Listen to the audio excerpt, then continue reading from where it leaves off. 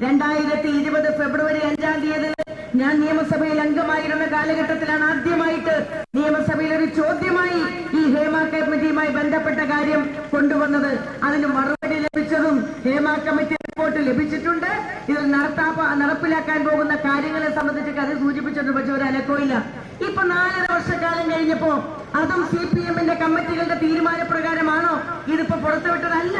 പൊതുസമൂഹത്തിലുള്ള ഒട്ടേറെ ആളുകളുടെ നിർബന്ധം, ഒട്ടേറെ ആളുകൾ കോടതിയെ സമീപിച്ചു. വിവരാവകാശ കമ്മീഷൻ അടക്കം ശക്തമായി ഇടപെട്ടപ്പോഴാണ് 4.5 കൊല്ലം കഴിഞ്ഞപ്പോ ഈ ഹേമ കമ്മിറ്റി റിപ്പോർട്ട് പുറത്തുവിടാനുള്ള തീരുമാനം ഈ സർക്കാർ ഏറ്റെടുത്തത്. പുറത്തു വന്നപ്പോഴെന്താ ചെയ്തത്? പുറത്തു വന്നപ്പോൾ അതിനകത്ത് ഒരു 11 ഖണ്ഡിക എടുത്തങ്ങ് മാറ്റി. ആര് മാറ്റി? സംസ്ഥാനത്തെ ഗവൺമെന്റ് മാറ്റി. പിണറായി വിജയൻ അറിഞ്ഞില്ലെന്ന് പറയാൻ പറ്റുമോ? സാംസ്കാരിക വകുപ്പ് മന്ത്രി, സിനിമാ മന്ത്രിയായിട്ടുള്ള സജി ചെറിയാൻ അറിഞ്ഞില്ലെന്ന് പറയാൻ പറ്റുമോ? ഈ 11 ഖണ്ഡികകൾ എടുത്തു മാറ്റിക്കൊണ്ടുള്ള ഹേമ കമ്മിറ്റി റിപ്പോർട്ട് പുറത്തു വന്നു. ഈ റിപ്പോർട്ട് പുറത്തു വന്നപ്പോൾ അതിനകത്തൊട്ടേറെ ആളുകൾക്കെതിരായിട്ടുള്ള ആക്ഷേപങ്ങളും അതുപോലെ പരാതികളുമുണ്ട്. ഈ റിപ്പോർട്ട് പുറത്തു വന്നപ്പോൾ ഉത്തരവാദിത്ത ബോധമുള്ള ഒരു ഗവൺമെന്റ് ആയിരുന്നെങ്കിൽ ചെയ്യേണ്ടത് എന്തായിരുന്നു?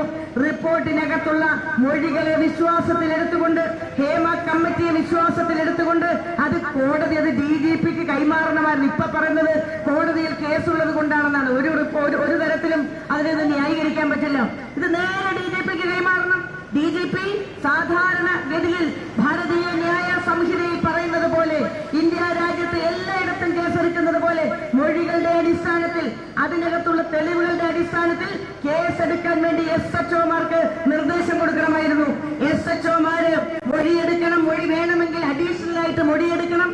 അതുകൂടാതെ സാക്ഷികൾ വേണമെങ്കിൽ അതും മൊഴിയെടുക്കണം. തെളിവുകൾ ശേഖരിക്കണം. ആ കേസ് അത് ഉൾക്കൊള്ളേണ്ടതാണെങ്കിൽ ഉൾക്കൊള്ളണം, തള്ളിക്കളയേണ്ടതാണെങ്കിൽ തള്ളിക്കളയണം. അങ്ങനെ ചെയ്യേണ്ടതിന് പകരം സൂചി കൊണ്ടെടുക്കേണ്ട കാര്യങ്ങൾ തൂമ്പ കൊണ്ടെടുത്തതിന്റെ പൂർണ്ണമായിട്ടുള്ള അതിന്റെ ഉത്തരവാദിത്വം പിണറായി വിജയന്റെ ഗവൺമെന്റിനാണ് എന്ന് സൂചിപ്പിക്കുവാൻ ഞാൻ ആഗ്രഹിക്കുന്നു. സർക്കാർ എന്താ അതിന് പകരം ചെയ്തത്? സർക്കാർ ഇത് വെച്ചുകൊണ്ട് നിന്നു. അതിനകത്ത് കുറെ ആളുകൾക്കെതിരെ നടന്നു. ഇപ്പൊ എന്താ പറ്റിയിരിക്കുന്നത്? സിനിമാ മേഖലയിൽ പ്രവർത്തിക്കുന്ന മുഴുവൻ ആളുകളെയും സംശയത്തിന്റെ മുൾമുനയിൽ നിർത്തി കോൺഗ്രസും ഐക്യ ജനാധിപത്യ മുന്നണിയും കേരളത്തിലെ സാമൂഹ്യ മേഖലയിൽ പ്രവർത്തിക്കുന്നവരും ഒക്കെ പറഞ്ഞു, നിങ്ങൾ കാണിക്കുന്നത് ശരിയല്ല. മുഴുവൻ ആളുകളെ മുൾമുനയിൽ നിർത്തുകയാണ്. സിനിമാ വ്യവസായം തകർക്കണം നമുക്ക് ആർക്കെങ്കിലും ഉദ്ദേശമുണ്ടോ? സിനിമാ വ്യവസായം ഇവിടെ ശക്തമായി മുന്നോട്ട് പോകണം. ഏറ്റവും കൂടുതൽ പെൺകുട്ടികൾ ജോലി ചെയ്യുന്ന ഒരു മേഖലയാണ് സിനിമാ മേഖല. ആ മേഖലയിൽ സുരക്ഷിതമായി ജോലി ചെയ്യാൻ കഴിയണം.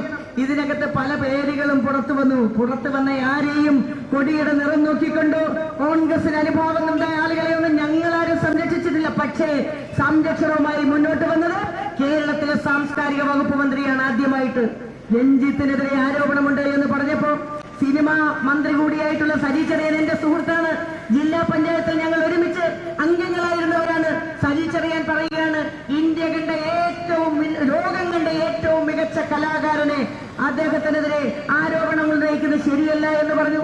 1976 ബാച്ചിലെ SFIക്കാരനായതുകൊണ്ട് 916 ആണെന്ന് പറഞ്ഞില്ല സജി ചെറിയാൻ.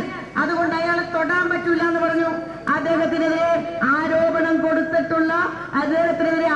ഉന്നയിച്ച ബംഗാളിലെ ചലച്ചിത്ര നടിയെപ്പോലും വ്യക്തിപരമായി അധിക്ഷേപിക്കുന്ന രീതിയിൽ കേരളത്തിലെ സാംസ്കാരിക വകുപ്പ് മന്ത്രി പ്രസ്താവന ഇറക്കി മാധ്യമങ്ങളുടെ മുന്നിൽ വന്നു എന്നുള്ളത് ഏറ്റവും വലിയ തെറ്റാണ് എന്ന് സൂചിപ്പിക്കുവാൻ ഞാൻ ആഗ്രഹിക്കുന്നു. ആ നടിയെ സത്യം പറഞ്ഞ വെല്ലുവിളിച്ചു. നടി പിറ്റേ ദിവസം പറഞ്ഞു, ധൈര്യമുണ്ടെങ്കിൽ പോലീസിന് കൊണ്ടുവന്ന് കേസ് കൊടുക്കുക എന്നാണ് മന്ത്രി പറഞ്ഞത്. നടിക്ക് ധൈര്യമുണ്ടായിരുന്നു. അവർ കൊണ്ടുവന്ന് കേസ് കൊടുത്തു. രഞ്ജിത്തിനെതിരെ കേരളത്തിലെ പൊതുസമൂഹം ശക്തമായി എതിർപ്പ് പ്രകടിപ്പിച്ചപ്പോ ഗവൺമെന്റിന് നിക്കക്കള്ളിയില്ലാതെ, അവർക്ക് ചിലപ്പോൾ SFIക്കാരനായിരിക്കാം, DYFIക്കാരനായിരിക്കാം, പക്ഷേ കേരളത്തിലെ പൊതുസമൂഹത്തിനോ സ്ത്രീകൾക്കോ അവരുടെ രാഷ്ട്രീയമായിട്ടുള്ള മാന്യത ഒന്നും ഇവിടെ പറഞ്ഞ് ഞങ്ങൾക്ക് മുന്നോട്ട് പോകാൻ നേരമില്ല. രഞ്ജിത്തിനെതിരെ നടപടിയെടുക്കണം നമ്മൾ ആവശ്യപ്പെട്ടു. പിറ്റേ ദിവസം ഇതേ സജി ചെറിയാൻ ഭരണഘടനയിൽ തൊട്ട് സത്യം ചെയ്ത് സ്ത്രീകൾക്കടക്കം സുരക്ഷ കൊടുക്കുമെന്ന് പറഞ്ഞ സജി ചെറിയാൻ മലക്കം മറയുന്നതാണ് കണ്ടത്. മലക്കം അതിശയമില്ല. പക്ഷേ അദ്ദേഹം വീട്ടുകാരെ കൂട്ടുപിടിച്ചു. എനിക്ക് 3 പെൺമക്കളാണ് എന്നൊക്കെ പറഞ്ഞ് എന്നും ഞാൻ സ്ത്രീകൾക്കൊപ്പം നിൽക്കുന്നതാണ് എന്നൊക്കെ പറഞ്ഞുകൊണ്ട് മലക്കം മറിഞ്ഞു വന്ന് രഞ്ജിത്തിനെതിരെ വന്ന കേസ് വന്നപ്പോ അദ്ദേഹം നിലപാട് മാറ്റിയത് നമ്മൾ കണ്ടതാണ്. ആ നിലപാട് മാറ്റം പിണറായി വിജയനുമായി ചേർന്ന് നിൽക്കുന്ന മുഴുവൻ ആളുകളെയും സംരക്ഷിച്ച് മുന്നോട്ട് കൊണ്ടുപോകുക എന്നുള്ള ഇടതുപക്ഷത്തിന്റെയും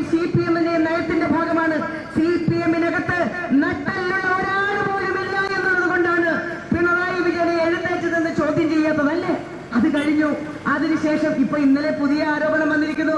ബഹുമാന്യനായ KPCC general secretary Shri Pazhakulam Madhu എത്തിച്ചേർന്നിരിക്കുന്നു. അദ്ദേഹത്തെ ഞാൻ ഈ വേദിയിലേക്ക് സ്വാഗതം ചെയ്യുകയാണ്. അപ്പൊ പിണറായി വിജയനുമായി ചേർന്ന് നിൽക്കുന്ന ആളുകളെ സംരക്ഷിക്കുക എന്നുള്ള രാഷ്ട്രീയമായ ദൗത്യമാണ് എടുത്തത്. ഇനി നിരവധി ആളുകൾക്കെതിരെ വന്നിട്ടുണ്ട് പരാതി. ഞാൻ അതിലേക്കൊന്നും കിടക്കുന്നില്ല. കൊല്ലത്തെ MLA മുകേഷിനെതിരായി വന്നിരിക്കുന്ന പരാതിയെ സംബന്ധിച്ച് നമുക്ക് നോക്കാം. മുകേഷ് MLA ആണ്. 2 ടേമായി കൊല്ലത്തെ പ്രതിനിധീകരിക്കുന്ന MLA. കഴിഞ്ഞ പാർലമെന്റ് തെരഞ്ഞെടുപ്പില് അവിടെ UDF LDFന്റെ സ്ഥാനാർത്ഥിയായി മത്സരിച്ച മുകേഷിനെതിരെ വളരെ ഗുരുതരമായ ആരോപണങ്ങളുമായി രംഗത്ത് വന്നപ്പോൾ CPM എടുത്ത നിലപാട് എന്താണ്? അതാണ് ഞങ്ങൾക്ക് അറിയേണ്ടത്.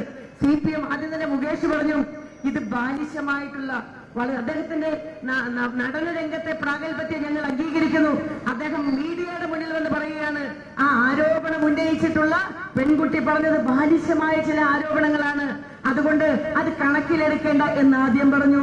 രണ്ടാമത് അദ്ദേഹം വീണ്ടും കടന്നു വന്നിട്ട് പറഞ്ഞു CPMന്റെ MLA ആയതുകൊണ്ടാണ് എനിക്ക് ഇത്തരത്തിലുള്ള ആരോപണങ്ങൾ നേരിടേണ്ടി വന്നത് എന്ന് പറഞ്ഞുകൊണ്ട് CPMന്റെ ഒരു കവചം അണിഞ്ഞുകൊണ്ട് ഇതിനെ നേരിടാനായിട്ട് അദ്ദേഹം ശ്രമിച്ചു. മൂന്നാമതായിട്ട് മുകേഷ് പറഞ്ഞ കാര്യം എനിക്കൊരു ഓർമ്മയുമില്ല, ഞാൻ ഞെട്ടിപ്പോയി അത് കേട്ടപ്പോ. കേരള നിയമസഭയില് കൊല്ലത്തെ ജനങ്ങളെ പ്രതിനിധീകരിക്കുന്ന ഒരു നിയമസഭാംഗം പറയുകയാണ് എനിക്ക് ഓർമ്മയില്ല. ഓർമ്മക്കുറവ് എന്ന് പറയുന്നത് രോഗമാണ്, അതിനെ ചികിത്സിക്കണം, അതുള്ളവരോട് എനിക്ക് സഹതാപമാണ്. പക്ഷേ നിയമസഭാംഗം എന്നുള്ള നിലയിൽ ആ നാട്ടിലെ ജനങ്ങളുടെ കാര്യങ്ങൾ കൃത്യമായി ഓർമ്മിച്ചെടുത്ത് നിയമസഭയിൽ പറയേണ്ട ആ മുകേഷിന് ഇങ്ങനെയുള്ള കുറെ കാര്യങ്ങൾ ഓർമ്മയില്ല എന്ന് പറഞ്ഞ് രക്ഷപ്പെടാൻ നോക്കി. നാലാമതായി മുകേഷ് പറഞ്ഞതെന്താ? പരാതി പറഞ്ഞ പെൺകുട്ടി അവരും അവരുടെ ഭർത്താവും ചേർന്ന് എന്നെ ബ്ലാക്ക് മെയിലിംഗ് നടത്തി. ഞാൻ ചോദിക്കട്ടെ, നാണമില്ല ഇത്തരത്തിലുള്ള കാര്യങ്ങൾ പറയാൻ?